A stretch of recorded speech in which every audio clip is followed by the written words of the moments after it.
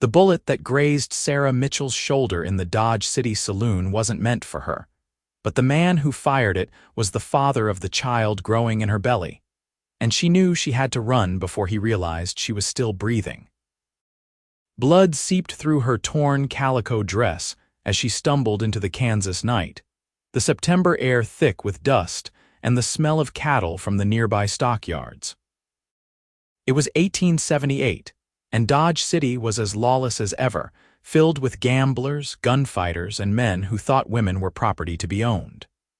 Sarah had learned that lesson the hard way when she'd fallen for Vincent Mallory's smooth words and expensive suits. He'd promised her marriage a home, a future. Instead, he'd given her bruises, terror, and a baby she both feared and fiercely wanted to protect. She pressed her hand against the wooden buildings lining Front Street, trying to stay upright as the world spun around her. The wound wasn't deep, but she was losing blood, and the baby, Lord help her, the baby was only 3 months along. She couldn't lose this child even if its father was a monster. "Ma'am, you need help." The voice came from the shadows, deep and steady. Sarah's head snapped up, her body tensing for another fight, but the man who stepped into the lamplight had kind eyes beneath the brim of his worn Stetson.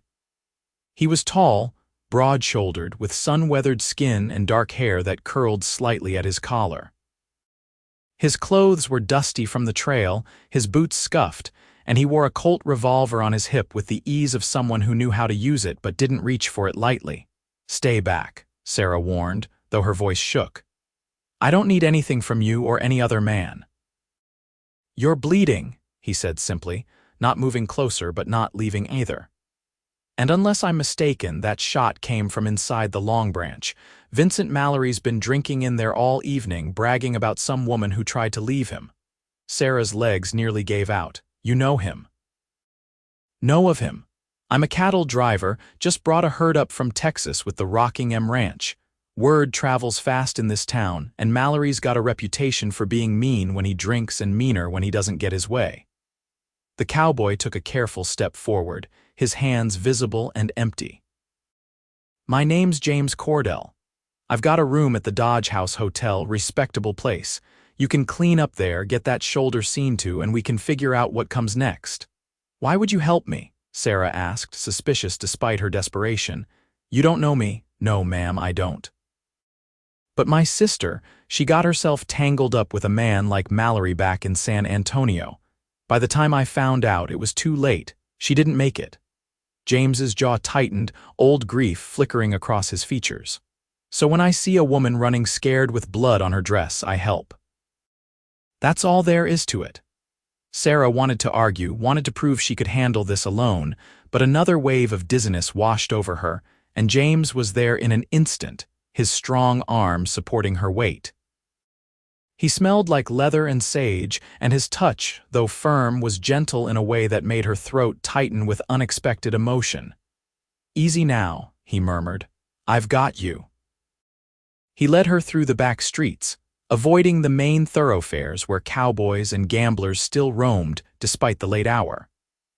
The Dodge House Hotel was one of the nicer establishments in town, with actual glass windows and a dining room that served meals on real china. James paid the clerk extra to keep quiet, then guided Sarah up the stairs to his room on the second floor.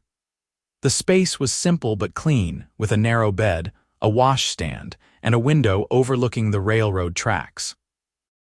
James lit the oil lamp, then grabbed a clean shirt from his saddlebag and tore it into strips without hesitation. "Let me see the wound," he said, his voice professional, almost clinical. Sarah's fingers fumbled with the buttons of her dress, her hands shaking too badly to manage. James noticed and gently brushed her fingers aside. "May I?" she nodded, unable to speak past the lump in her throat. He unbuttoned just enough to ease the fabric off her shoulder, his movements careful and respectful. The bullet had carved a shallow groove across her upper arm, painful but not life-threatening. James cleaned it with water from the pitcher, his touch surprisingly deft. "You've done this before," Sarah observed, watching his hands work. "Spent 4 years as a field medic during the war between the states," James explained. Learn to patch up wounds with whatever was available. This isn't bad, considering. You'll be sore for a while, but it should heal clean if we keep it wrapped." As he bandaged her shoulder, Sarah studied his face in the lamplight. He looked to be in his late 20s, maybe 30, with fine lines at the corners of his eyes from squinting into the sun.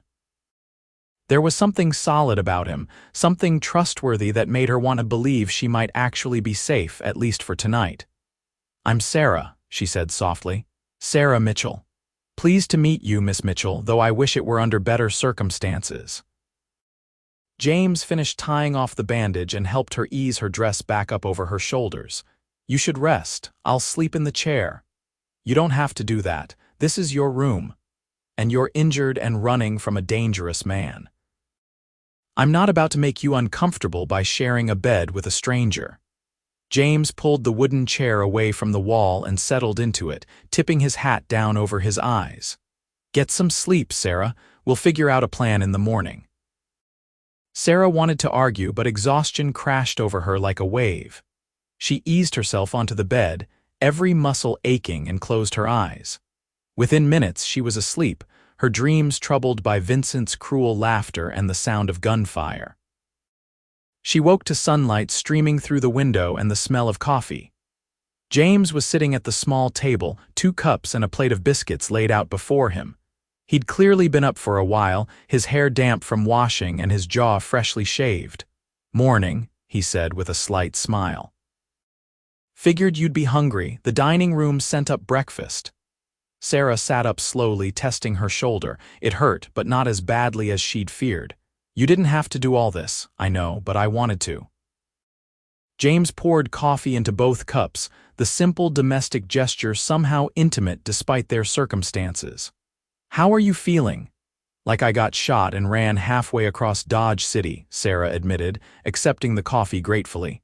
"But better than I probably should." They ate in comfortable silence for a few minutes before James spoke again.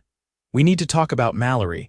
He's not going to stop looking for you, and Dodge City isn't big enough to hide in for long." "I know." Sarah set down her cup, her appetite suddenly gone. "I've been trying to leave for weeks, but he watches me constantly. Last night was the first time I managed to slip away, and even then he found me." She took a shaky breath. "There's something you should know, something that makes this all more complicated." James leaned forward, his expression serious but not judgmental. "Tell me."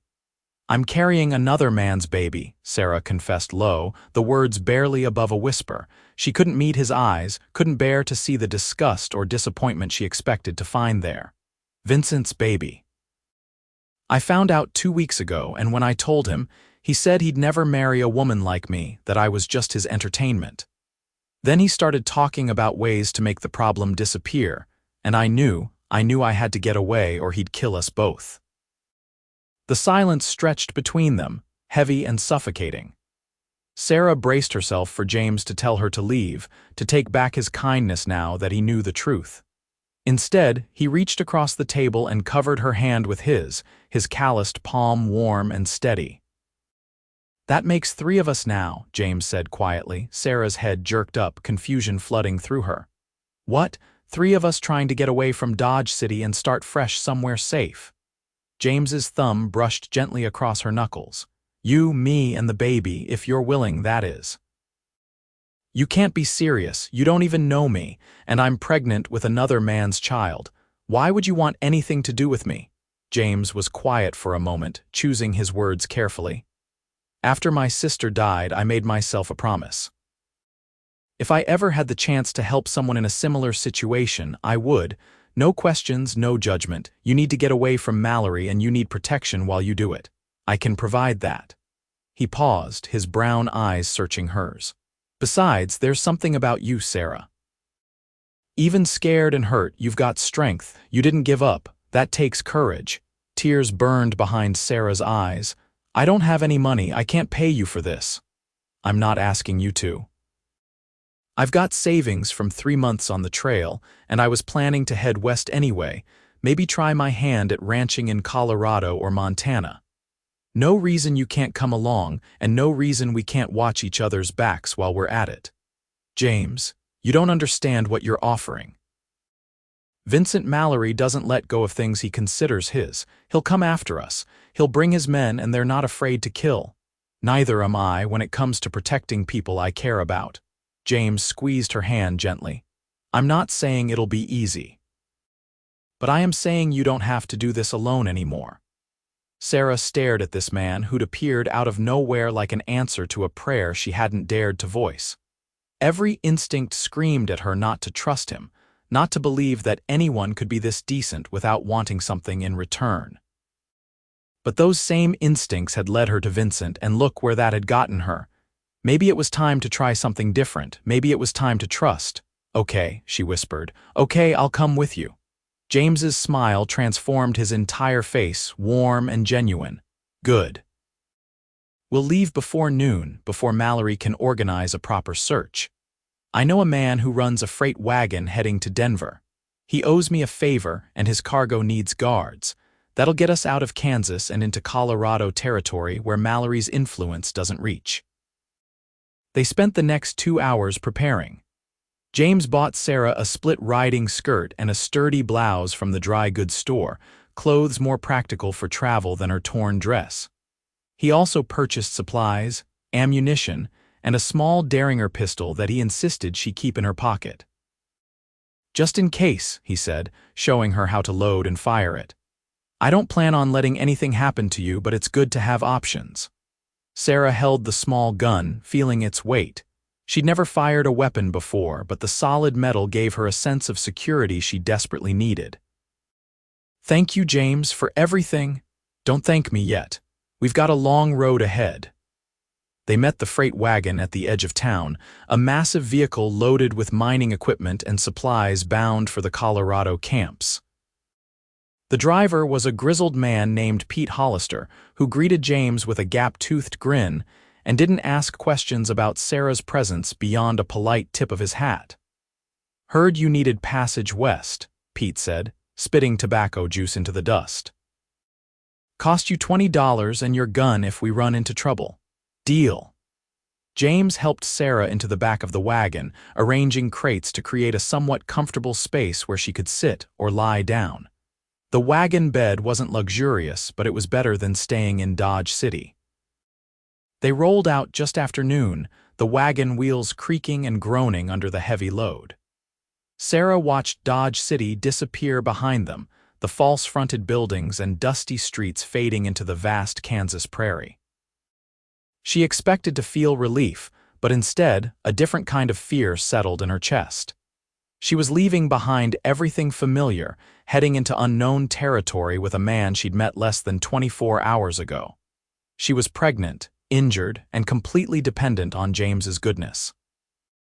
As if sensing her thoughts, James settled beside her in the wagon bed, his presence solid and reassuring. You all right? I don't know, Sarah admitted. I keep thinking I should be terrified, but mostly I just feel numb. That's the shock. It'll wear off in a day or two, and then you'll probably want to hit something. That's normal, too. James pulled a canteen from his pack and offered it to her. For what it's worth, you made the right choice. Staying with Mallory would have gotten you killed. I know. But knowing something and feeling it are two different things. Sarah drank deeply, the water cool and clean. Can I ask you something? Anything? Back in your room, you said your sister didn't make it. What happened to her? James's expression darkened, old pain surfacing. Her name was Emily. She was 2 years younger than me, and the sweetest person you'd ever want to meet.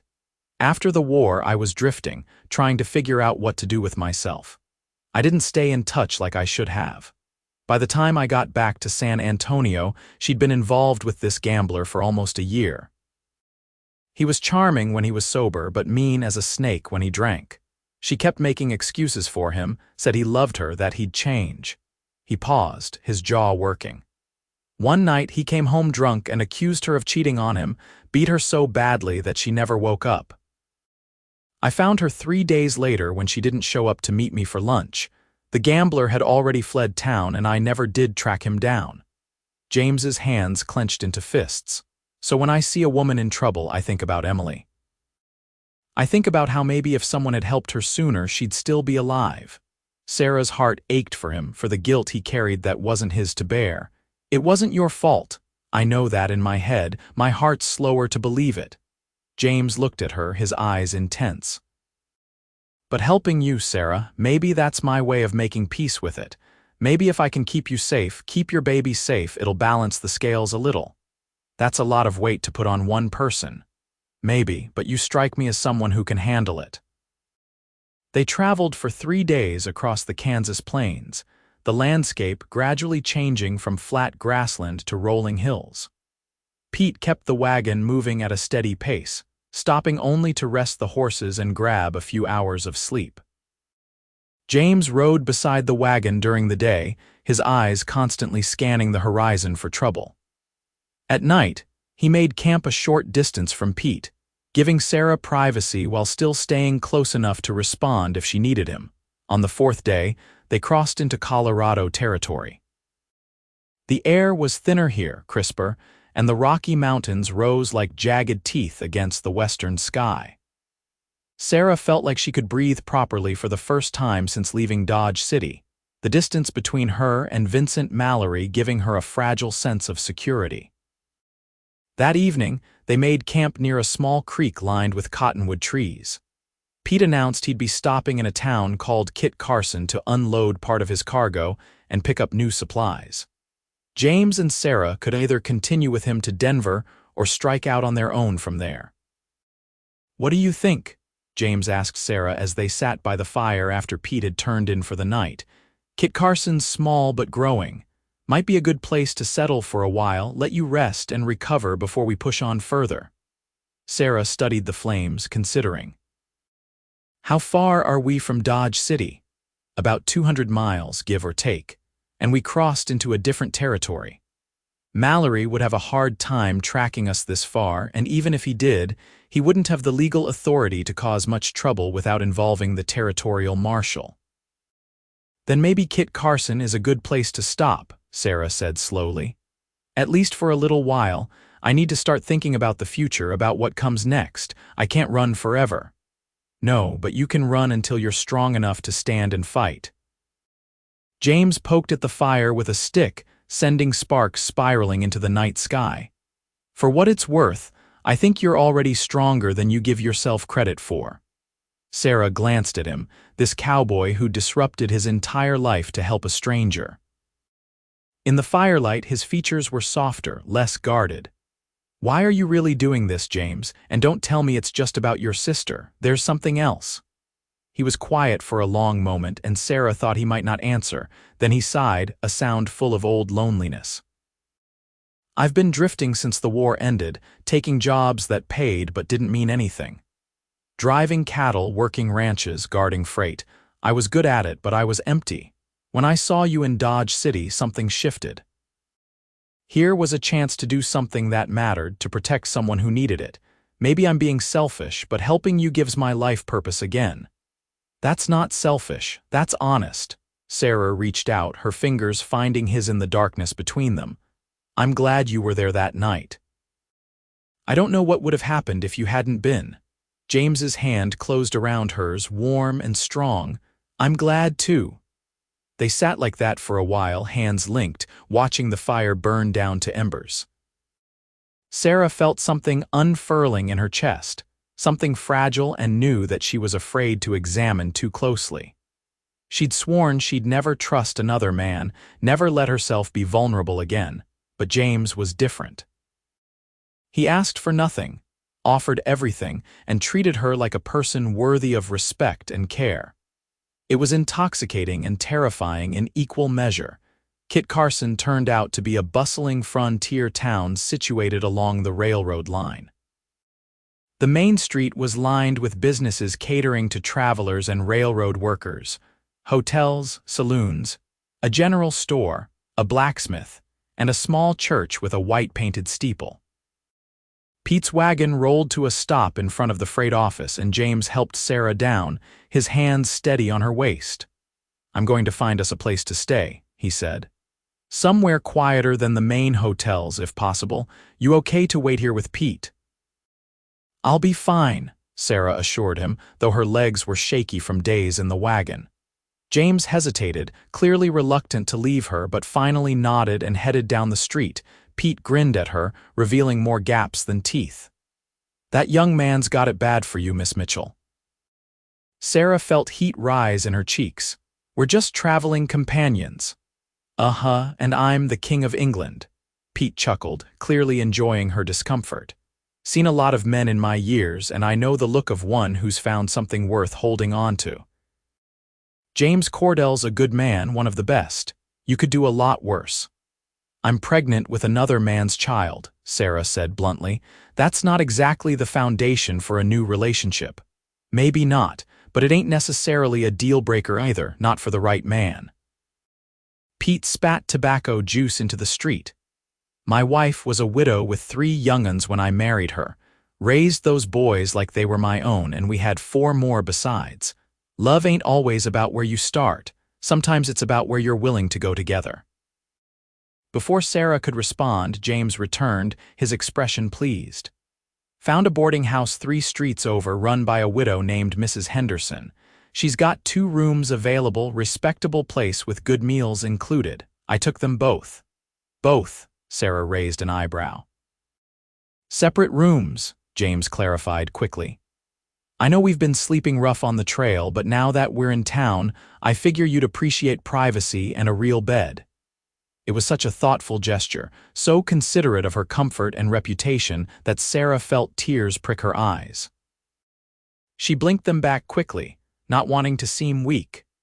"That sounds wonderful. Thank you." Mrs. Henderson's boarding house was a neat 2-story building with lace curtains and flower boxes in the windows. The widow herself was a plump woman in her 50s with kind eyes and a no-nonsense manner. She showed them to their rooms, side by side on the 2nd floor, and promised a hot supper in an hour. Sarah's room was small but immaculate, with an iron-framed bed covered in a colorful quilt, a washstand with a porcelain pitcher and bowl, and a window overlooking a small garden. After days in the wagon, it felt like paradise. She washed her face and hands, changed into the clean blouse James had bought her in Dodge City, and sat on the edge of the bed, suddenly overwhelmed by everything that had happened. A week ago, she'd been trapped in Vincent Mallory's orbit, terrified and hopeless. Now she was in Colorado territory with a cowboy who treated her like something precious. She was safe, relatively speaking, and she had options. It was almost too much to process. A soft knock interrupted her thoughts. "Sarah, it's James. Just wanted to make sure you had everything you needed." She opened the door to find him leaning against the frame, his hat in his hands. Without the brim shadowing his face, she could see his features clearly, the strong nose, the firm mouth, the eyes that seemed to see straight through to her soul. "I'm fine," she said softly. "Better than fine, actually. This is wonderful. Good." James smiled, that warm expression that transformed his face. "I'm right next door if you need anything, and I mean anything, Sarah. Middle of the night doesn't matter. You call out and I'll be there." "I know you will." Sarah hesitated, then made a decision. "James, would you like to come in for a minute? I feel like we should talk about what happens next." He followed her inside, closing the door but leaving it slightly ajar for propriety's sake. They sat together on the bed, the mattress dipping under their combined weight, close but not quite touching. "I've been thinking," Sarah began. "We can't keep living day to day like this. I need to find work, start saving money. Eventually the baby will come and I'll need a place to raise it safely. I can't depend on your charity forever." "It's not charity," James said firmly. "But I understand what you're saying. You want independence, the ability to take care of yourself. That makes sense." He rubbed his jaw thoughtfully. "Mrs. Henderson mentioned at supper that the mercantile is looking for someone to help with bookkeeping and inventory. The owner's wife just had twins and she's overwhelmed. Might be a good fit for you, at least until the baby comes." "I can read and write," Sarah said eagerly. "My father was a schoolteacher before he died. He made sure I had an education. Then I'll take you to meet the owner tomorrow. As for me, I heard the railroad's hiring guards for the freight cars. Pays well and it's steady work." James turned to face her more fully. We could do this, Sarah. Build something here. It's a new town full of people starting over. We'd fit right in. What about when the baby comes? People will talk. A single woman with a child and no husband. James was quiet for a moment, his expression serious. There's an easy solution to that if you'd be willing to consider it. Sarah's heart began to pound. What solution? We could get married. James held up a hand before she could respond. Hear me out. It would be a practical arrangement, at least at first. Marriage would give you respectability and the baby a legal name. It would also make it harder for Mallory to cause trouble if he ever did track us down. A husband has rights to protect his wife that a traveling companion doesn't. James, you can't be serious. You'd marry me just to protect my reputation. Not just that. James reached for her hand, his calloused fingers gentle against her skin.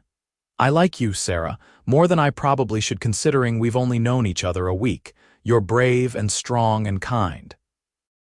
When I look at you, I see a future I didn't think I'd get to have. So yes, partly it's practical, but partly it's because I want to. The question is whether you'd want it too. Sarah's mind reeled. Marriage to James would solve so many problems. She'd have legal protection, financial security, and a father for her child. But marriage also meant intimacy, vulnerability, trusting someone with not just her safety but her heart. After Vincent, the thought of opening herself up to that kind of hurt again was terrifying. I don't love you, she said carefully. I care about you and I'm grateful for everything you've done, but I don't love you, not yet, maybe not ever. Would that be enough for you? Yes, James's answer was immediate and certain. Because I think, given time, we could build something real together. Love doesn't always come first, Sarah. Sometimes it grows from respect and partnership and shared experiences. I'm willing to bet on that if you are. Sarah looked at their joined hands, his large and scarred from hard work, hers smaller and still bearing the faint bruises from her last encounter with Vincent. James was offering her everything: safety, stability, a future. All she had to do was trust him. All she had to do was take the leap. Okay, she whispered. Okay, let's get married. James's smile was brilliant, full of hope and promise. He raised her hand to his lips, pressing a gentle kiss to her knuckles. You won't regret this, Sarah. I swear I'll spend every day making sure you don't. They were married 3 days later in the small white church at the edge of town. Mrs. Henderson served as witness, crying happy tears throughout the brief ceremony. Sarah wore a simple blue dress that Mrs. Henderson had helped her sew, and James wore his cleanest shirt and a string tie. The preacher was an elderly man with thick spectacles who pronounced them husband and wife with a benevolent smile. It was nothing like the elaborate wedding Sarah had once dreamed of as a girl. There were no flowers, no guests, no celebration. But when James slipped a plain gold band onto her finger and promised to love and protect her for as long as they both lived, Sarah felt something shift inside her. Maybe this could work. Maybe they could build a life together. They celebrated with dinner at the boarding house, Mrs. Henderson cooking a special meal of roast chicken and apple pie. Then, as evening fell, they retired upstairs to their separate rooms. James paused at his door, looking almost uncertain for the first time since Sarah had met him. "Good night, Mrs. Cordell," he said softly. Sarah's breath caught at the sound of her new name. "Good night, James. I want you to know there's no pressure. We can take this as slow as you need. I meant what I said about building something real." "I know you did." Sarah stepped closer, her courage surprising her. "But maybe we could talk for a while? I'm not quite ready to sleep yet." They ended up in James's room, sitting together on his bed much like they had in hers days earlier. They talked for hours, sharing stories about their childhoods, their dreams, their fears. James told her about growing up on a small farm in Tennessee, about watching his father leave for the war and never come back. Sarah told him about losing her mother to cholera and her father to a broken heart 2 years later. They were both orphans in a sense, both searching for a place to belong. "I think we're going to be good for each other," James said as the night deepened around them. "I really do. I hope so." Sarah rested her head against his shoulder, feeling safe and warm for the first time in months. I want this to work, James. I want to believe in good things again. Then that's what we'll do, together. The weeks that followed were some of the happiest Sarah could remember. She started working at the mercantile, keeping the books and helping customers. The work was satisfying, and the owner, a kind man named Mr. Brennan, paid her fairly and didn't ask invasive questions about her situation. James took the job with the railroad, riding the freight cars between Kit Carson and Denver to guard against thieves and bandits. He was gone for days at a time, but when he returned, he always brought her something small: a ribbon for her hair, a book from the Denver shops, once a box of peppermint candies that made her laugh with delight. Slowly, carefully, they learned each other's rhythms. James was an early riser who liked his coffee strong and black. Sarah preferred tea and could sleep until noon if left undisturbed. James was quiet in the mornings but talkative in the evenings. Sarah liked to read before bed and appreciated when James sat nearby, his presence comforting even in silence. They were still living in separate rooms at the boarding house, a situation that amused Mrs. Henderson to no end. "Most newlyweds can't keep their hands off each other," she'd commented more than once, her tone teasing but not unkind. Sarah always blushed and changed the subject, but privately she wondered about it too. James never pushed, never demanded his rights as a husband, but sometimes she caught him looking at her with such longing that her heart ached. When Sarah was 5 months along, her pregnancy became impossible to hide. Her dresses had to be let out, and her belly curved noticeably beneath the fabric. She'd worried about how the town would react, but Mrs. Henderson had spread the word that Sarah and James had been married quietly back in Kansas, and most people seemed to accept that story. The few who didn't know better than to say anything where James might hear. One evening in late November, James returned from a run to Denver looking troubled. Sarah was in the boarding house parlor, mending one of his shirts by lamplight. She looked up as he entered, immediately noticing his expression. "What's wrong?" she asked, setting aside the sewing. James removed his hat and coat, then sat beside her on the settee. "I heard something in Denver. Might be nothing, but I thought you should know.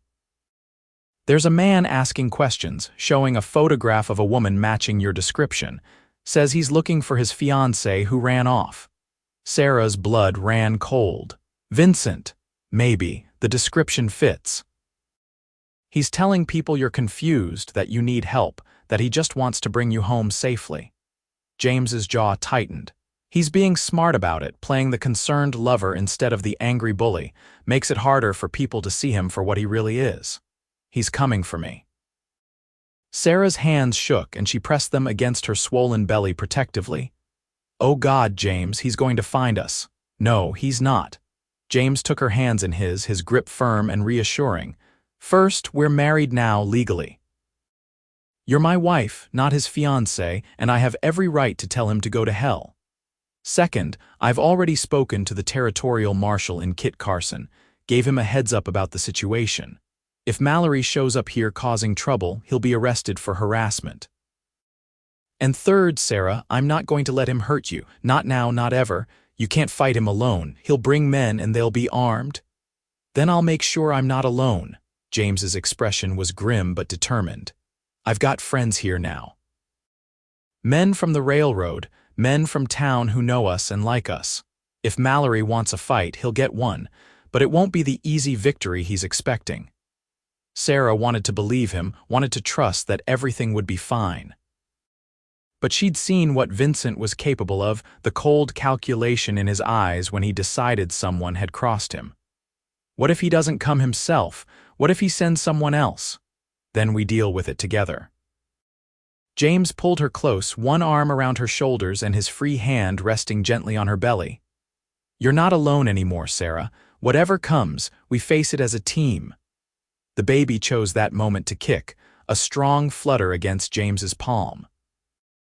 He jerked in surprise, then laughed softly, wonder spreading across his face. "Was that the baby?" Sarah confirmed, her own fear momentarily forgotten in the face of his delight. "It's been happening more often lately." "That's incredible." James kept his hand where it was, his eyes shining. "Hello in there, little one. This is your pa. Well, I will be if that's all right with you and your mama." Tears slid down Sarah's cheeks before she could stop them. James had never explicitly claimed the baby before, never called himself a father. Hearing him do so now with such casual certainty broke something open inside her chest. "You really mean that?" she whispered. "You want to be this child's father?" "Of course I do. This baby is part of you and I—" James stopped, seeming to catch himself. "I care about you, Sarah, both of you." "That's not going to change. You were going to say something else." Sarah pulled back enough to look at him, searching his face. "What were you going to say?" James took a deep breath, his expression vulnerable in a way she'd rarely seen. "I love you. I've been falling in love with you since the moment you trusted me enough to get in that wagon. I know it's too soon. I know you're not ready to hear it, but it's the truth. I love you, and I love that baby, and I want to spend the rest of my life making sure you both know you're cherished." Sarah stared at him, her heart pounding so hard she could feel it in her throat. She'd told herself she wouldn't fall for James, that this was a practical arrangement and nothing more. But sitting here with his arm around her and his hand on her belly, she realized she'd been lying to herself for weeks, maybe longer. "I love you too," she said, the words tumbling out before she could second-guess them. "I didn't want to, I was afraid to, but I do. I love you, James Cordell." James's kiss was gentle and reverent, a sweet press of lips that tasted like promise and hope. When he pulled back, his smile was brighter than the sun. "Well then, Mrs. Cordell, I'd say we're doing pretty well for a practical marriage." Sarah laughed through her tears. "I'd say you're right." That night, Sarah didn't go to her own room. She stayed with James, and though they did nothing more than hold each other and talk until the early hours of morning, it felt like crossing a threshold. They were truly married now, in heart as well as name. Whatever came next, they'd face it together. Vincent Mallory arrived in Kit Carson 3 weeks later, in the middle of a December snowstorm. He came with 2 hired guns, both hard-eyed men who wore their weapons with easy familiarity. They took rooms at the largest hotel and immediately began asking questions about Sarah. James heard about it within hours. He came home from the railroad yards early, his expression set and dangerous. Sarah was helping Mrs. Henderson with supper preparations, her belly round and heavy at 6 months. She took one look at his face and knew, "He's here?" "Yes." James pulled her into a quick, tight embrace. "But so am I, and so are a lot of other people who care about you. Marshal Crenshaw is already keeping an eye on the hotel. Mallory can't make a move without us knowing about it." "What do? We wait, and we stay smart. He's going to try to see you to talk to you. I want you to refuse. Don't go anywhere alone, and don't let him corner you. If he approaches you in public, you tell him you're a married woman and you have nothing to say to him. Can you do that?" Sarah's hands clenched into fists. She'd spent months running, months afraid, but she wasn't that woman anymore. She had James now, and she had a baby to protect. "I can do that." The confrontation came the next day. Sarah was at the Mercantile helping Mr. Brennan inventory supplies when the door opened and Vincent Mallory walked in. He looked exactly as she remembered, tall and handsome in an expensive suit, his dark hair slicked back, his smile charming and false. Behind him lingered one of his hired guns, a silent threat. "Sarah, darling," Vincent said, his voice dripping false warmth. "I've been so worried about you. Come, let's go somewhere private and talk about bringing you home." Sarah's knees wanted to buckle, but she forced herself to stand straight, one hand protectively over her belly. "I am home." "And you need to leave." Vincent's smile didn't waver, but his eyes turned cold. "Don't be difficult. You're carrying my child. That gives me rights." "You have no rights." James appeared from the back of the store, Mr. Brennan right behind him. Several other men Sarah recognized from town filtered in from the street, railroad workers, ranch hands, men who'd become friends over the past months. They formed a loose semicircle blocking Vincent's path to Sarah. "And who are you?" Vincent asked, his tone dismissive. "James Cordell." "Sarah's husband." James moved to stand beside Sarah, his presence solid and unwavering. "You need to leave town, Mallory. You've got no business here." "Her husband?" Vincent laughed, the sound sharp and mocking. "Is that what she told you? Sarah and I have been together for over a year. That baby she's carrying is mine. She ran off confused and scared, but I'm here to make things right." "The only thing you're going to make is trouble if you don't walk out that door right now," James said, his voice deadly quiet. "Sarah doesn't want you here. She doesn't want anything to do with you. That's her choice, and you're going to respect it." Vincent's mask of civility slipped, revealing the cold cruelty beneath. "She doesn't get a choice. She's mine, and so is that baby. I'm not yours." Sarah's voice rang out clear and strong. "I never was." "You hurt me, Vincent. You threatened to kill my baby. I ran from you to save both our lives, and I'm never going back. James is my husband in every way that matters, and this baby will have his name, not yours." "You little—" Vincent lunged forward, but James was faster. He caught Vincent's arm, twisting it behind his back with practiced efficiency. "You don't get to touch her," James growled. "Not now, not ever. Marshal Crenshaw is right outside. You want to spend the night in jail for assault, or do you want to walk away while you still can?" Vincent's hired gun reached for his weapon, but found himself facing half a dozen drawn pistols. The men of Kit Carson had closed ranks around Sarah and James, their message clear. Vincent Mallory wasn't welcome here, and if he pushed, he'd lose. Marshal Crenshaw entered the store, his badge gleaming on his vest. "Heard there was some commotion. Mr. Mallory, I believe we need to have a conversation about harassment and disturbing the peace." "This isn't over," Vincent snarled, jerking free from James's grip. "She's carrying my child, and I have legal rights." "Actually, you don't." Marshal Crenshaw pulled out a folded paper. "Got a telegram from the county clerk in Dodge City. Seems you told several witnesses that Sarah Mitchell meant nothing to you and you'd never acknowledge any child of hers. That constitutes legal abandonment in Kansas territory. Add in multiple reports of assault and battery and you've got no claim to anything." Vincent's face went purple with rage. "You can't do this. I'll hire lawyers. I'll fight this. You're welcome to try.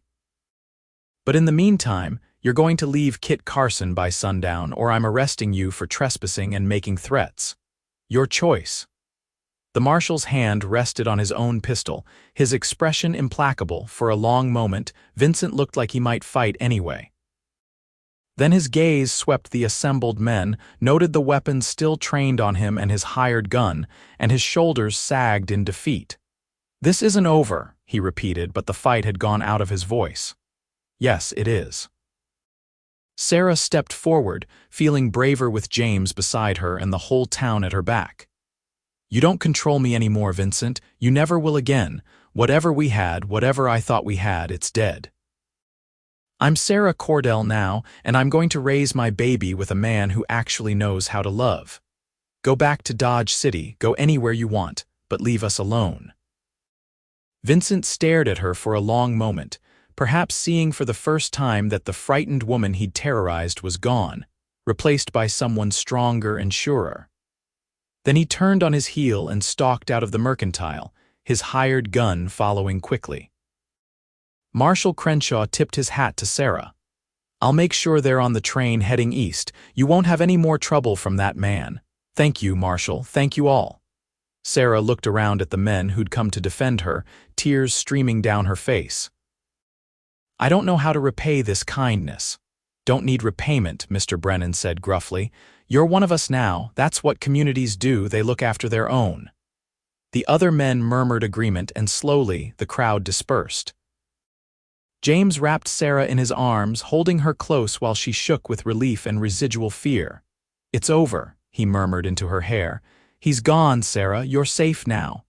"We're safe," she corrected, her hand on her belly. "All three of us." Winter deepened, and with it, Sarah's pregnancy advanced. By February, she was uncomfortably large, waddling more than walking, and thoroughly tired of being pregnant. James was unfailingly patient, rubbing her swollen feet at night and helping her up from chairs without complaint. He'd moved into her room at the boarding house after Vincent's departure, and they shared the narrow bed. James's arms wrapped protectively around her and the baby between them. On a cold March morning, Sarah woke to cramping pain and dampness between her legs. She knew immediately what was happening. James, wake up, the baby's coming." James was awake instantly, his training from the war kicking in. All right, it's going to be fine. I'll get Mrs. Henderson and the doctor, you just breathe."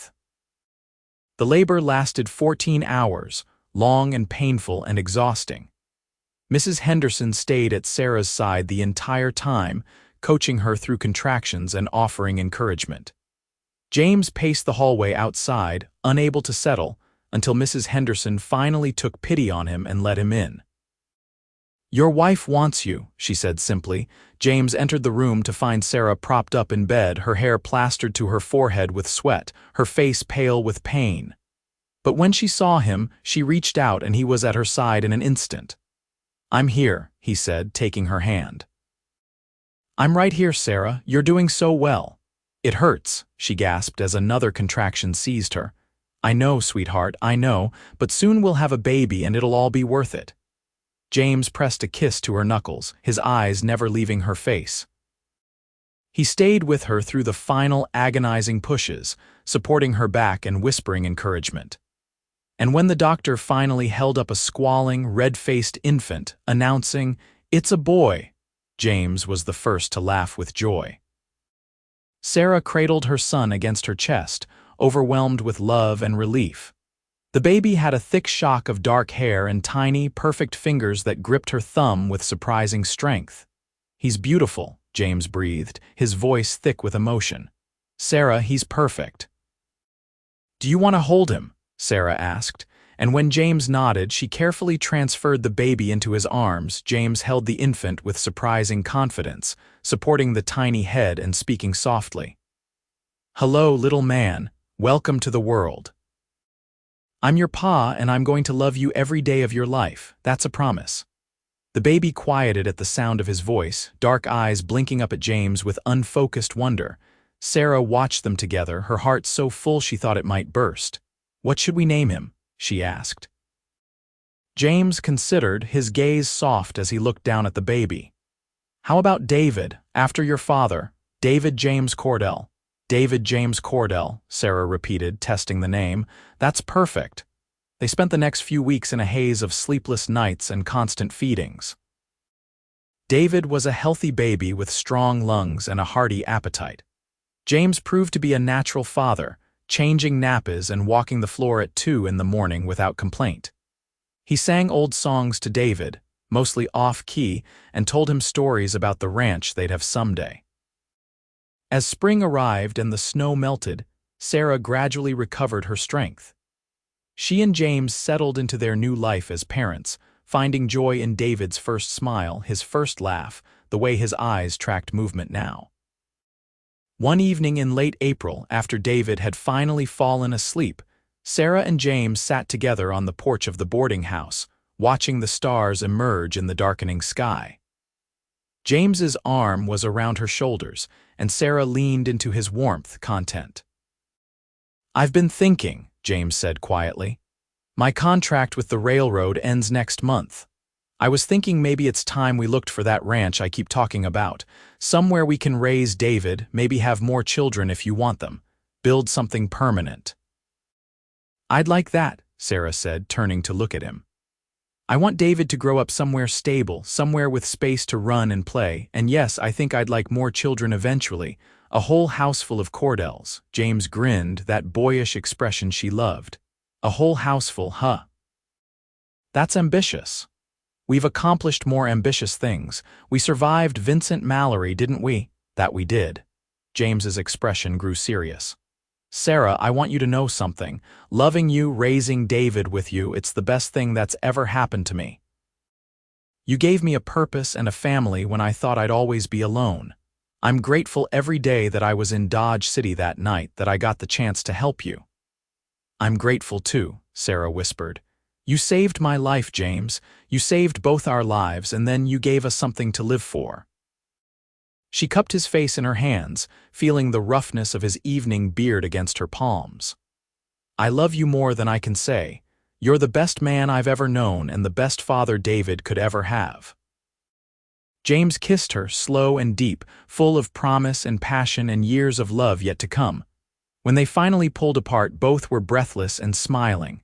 "Let's do it," Sarah said decisively. "Let's find our ranch and build our life, all three of us." "All three of us," James agreed.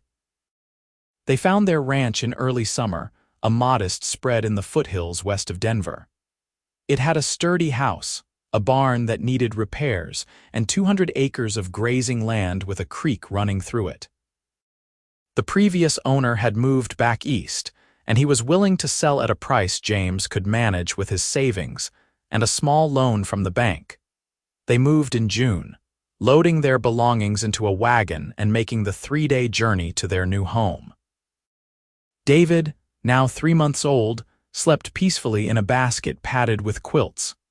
Sarah watched the landscape roll by, the mountains rising majestic and snow-capped in the distance, and felt a bone-deep certainty that they were heading toward their future. The first year on the ranch was hard work. James built up the cattle herd slowly, buying young stock and nursing them through the harsh Colorado winter. Sarah planted a garden, learned to can vegetables, and made the house into a home with curtains sewn from flour sacks and rag rugs braided from old clothes. David grew from a baby into a toddler, learning to walk on the wide front porch and saying his first word, "Pa," which made James cry with happiness. They faced challenges. There was the year the cattle got sick and they lost half the herd. The winter when snow drifted so deep they couldn't leave the house for a week. The time David fell from the barn loft and broke his arm, sending both parents into a panic until the doctor assured them he'd heal fine. But there was joy too. The first spring when Sarah realized she was pregnant again. The night James proposed for real, on bended knee with a better ring than the simple band he'd bought in Kit Carson, even though they were already married. The birth of their daughter, Emma, 2 years after David, and then twin boys, Thomas and William, 2 years after that. Their family grew, and so did the ranch, until they had 300 head of cattle and a reputation for quality stock. David grew into a serious, thoughtful boy who loved books and horses in equal measure. He never asked about his biological father, never seemed to question that James was his pa in every way that mattered. When he was 7, old enough to understand, Sarah told him the truth about how she and James had met. David listened quietly, then hugged her tight and said, "I'm glad you ran away. Otherwise you wouldn't have met Pa and I wouldn't have this family." It was the perfect response, and it eased a worry Sarah hadn't even realized she'd been carrying. Years passed. The ranch prospered. David went away to school in Denver, studying to be a veterinarian so he could return and help manage the ranch. Emma revealed a talent for training horses that surpassed even James's considerable skill. The twins were still young, full of mischief and energy, keeping Sarah and James on their toes. On a warm summer evening in 1895, 17 years after that fateful night in Dodge City, Sarah and James sat together on the porch of their ranch house, watching the sunset paint the mountains gold and crimson. Their children were scattered around the property, David reading in the barn, Emma working with a young filly in the corral, the twins playing some complicated game involving stick swords and imaginary dragons. "You know what I realized today," Sarah said, her head resting on James's shoulder. "It's been 17 years since we met. 17 years since you helped a desperate woman running from a monster." "Best decision I ever made," James said, pressing a kiss to her silver-streaked hair. They were both older now, moving a bit slower, but the love between them had only deepened with time. "Changed my whole life in the best possible way. Mine too." Sarah laced her fingers through his, studying their joined hands. Her wedding ring, the second one James had given her, caught the evening light. "Sometimes I still can't believe how lucky we got. What if you hadn't been there that night? What if I hadn't trusted you? But I was, and you did, and look at what we built." James gestured to the ranch spread out before them, to their children happy and healthy, to the life they'd created together. This is everything I never knew I wanted, Sarah. You gave me a family, a home, a reason to wake up grateful every morning. We gave each other that, Sarah corrected gently. We built this together. Together, James agreed. He stood, pulling her up with him, and wrapped his arms around her waist. Dance with me. There's no music, Sarah laughed, but she went into his arms anyway, swaying gently to a rhythm only they could hear. Don't need music when I'm with you, James murmured against her hair. Everything's perfect just as it is. And as they danced on their porch in the fading light, their children's laughter drifting on the evening breeze, Sarah knew he was right. They'd started with fear and desperation, with a confession whispered low and a cowboy's unexpected kindness. They'd built love from ashes, a family from fragments, a life from hope and hard work and the courage to trust again. It hadn't been easy. It hadn't always been smooth, but it had been real and it had been theirs, and Sarah wouldn't change a single moment of it. I love you, she whispered, the words as true now as they'd been 17 years ago. I love you so much, James Cordell. I love you too, Sarah Cordell, today, tomorrow, and every day after. James held her closer, his heart beating steady and strong against hers. We make three, he added with a smile, referencing his words from so long ago. You, me, and this love that keeps growing. Actually, Sarah laughed, pulling back to look at their children scattered across the ranch, we make seven, and I wouldn't have it any other way. James followed her gaze, his expression soft with contentment. 7, he agreed. A perfect number. As twilight deepened into night and stars began to emerge overhead, the Cordell family gathered for supper, drawn together by the sound of Sarah's dinner bell and the pull of home. They gathered around the long table James had built with his own hands, sharing food and stories and laughter. David talked about his studies, Emma about the fillies' progress, the twins about their adventures. James and Sarah listened and contributed, their hands finding each other beneath the table, a constant connection. Later, after the children were in bed and the house had quieted, James and Sarah retired to their own room. They talked in whispers about plans for the ranch, about David's upcoming graduation, about Emma's dream of starting a horse training business, about how quickly the twins were growing. They made love with the comfortable passion of long familiarity, knowing each other's bodies as well as they knew their own. And when Sarah finally drifted off to sleep, safe in James's arms with 17 years of memories behind them and a future full of promise ahead, her last conscious thought was of gratitude. Gratitude for a cowboy who'd seen a woman in trouble and chosen to help. Gratitude for the courage to trust again. Gratitude for every sunrise and sunset, every trial and triumph, every ordinary moment that had brought them to this extraordinary life. In the darkness, James pressed a kiss to her forehead, his own heart full of the same grateful wonder. They'd started as strangers, became partners, grew into lovers, and built a legacy that would outlast them both. Their children would carry forward the lessons they'd learned about courage and kindness, about choosing love over fear, about the strength that comes from facing hardship together. The ranch would thrive for generations, passed down through the Cordell line. David would eventually return after his schooling and take over daily operations. Emma would indeed start her training business, gaining fame throughout Colorado for her gentle techniques and remarkable results. The twins would grow up to be ranchers themselves, expanding the family holdings and continuing the tradition of quality and integrity their parents had established. But all of that was still to come. For now, on this peaceful night in the summer of 1895, James and Sarah Cordell slept peacefully in each other's arms, surrounded by the family they'd created and the love they'd built. The Wild West was slowly being tamed. The frontier pushed ever westward, but here on their ranch in the Colorado foothills, the spirit of that untamed era lived on, in hard work and honest dealing, in standing by your word and protecting those you loved, in building something lasting from nothing but determination and hope. And if someone had told Sarah that night in Dodge City, bleeding and terrified, that 17 years later she'd be lying safe in the arms of a man who loved her beyond measure.